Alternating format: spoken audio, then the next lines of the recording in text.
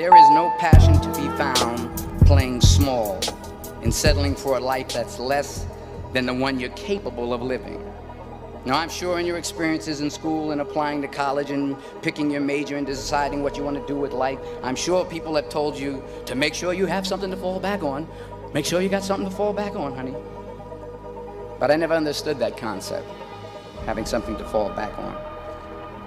If I'm going to fall, I don't want to fall back on anything except my faith. I want to fall forward. I figure at least this way I'll see what I'm going to hit. Fall forward. Thank you for mercy. Thank you for understanding. Thank you for wisdom. Thank you for parents. Thank you for love. Thank you for kindness. Thank you for humility. Thank you for peace. Thank you for prosperity. Say thank you in advance for what's already yours. You will fail at some point in your life. Accept it. You will lose. You will embarrass yourself. You will suck at something. There's no doubt about it. Embrace it, because it's inevitable. Reggie Jackson struck out 2,600 times in his career, the most in the history of baseball. But you don't hear about the strikeouts. People remember the home runs. Fall forward. Thomas Edison conducted 1,000 failed experiments. Did you know that? I didn't know that. Because the 1,001st was the light bulb. Fall forward. So don't be afraid to go outside the box.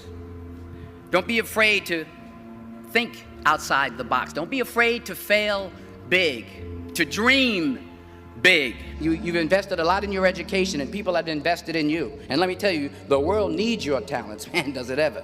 I just got back from South Africa. It's a beautiful country, but there are places there with terrible poverty that need help.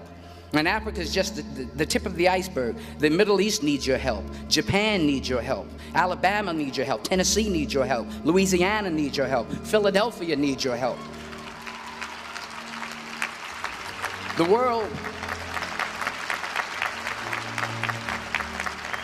world needs a lot, and we need it from you. We really do. We need it from you young people. I mean, I'm not speaking for the rest of us up here, but I know I'm getting a little grayer. We need it from you, the young people, because remember this. So you got to get out there. You got to give it everything you got, whether it's your time, your talent, your prayers, or your treasures. Because remember this. You will never see a U-Haul behind a hearse. What are you going to do with what you have? I'm not talking about how much you have. Some of you are business majors. Some of you are theologians, nurses, sociologists. Some of you have money. Some of you have patience. Some of you have kindness. Some of you have love. Some of you have the gift of long suffering. Whatever it is, whatever your gift is, what are you going to do with what you have? If you don't fail, you're not even trying. I'll say it again. If you don't fail, you're not even trying. My wife told me this great expression. To get something you never had, you have to do something you never did.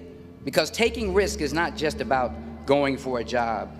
It's also about knowing what you know and what you don't know. It's about being open to people and to ideas. 40 years ago, March 27th, 1975, it was 40 years ago, just this past March, I was flunking out of college. I had a 1.7 grade point average. I hope none of you can relate. I had a 1.7 grade point average. I was sitting in my mother's beauty shop. They still call it beauty shop now? What they call it now? Yeah, I was sitting in the beauty parlor. I was sitting in my mother's beauty parlor, and I'm looking in the mirror, and I see behind me this woman under the dryer.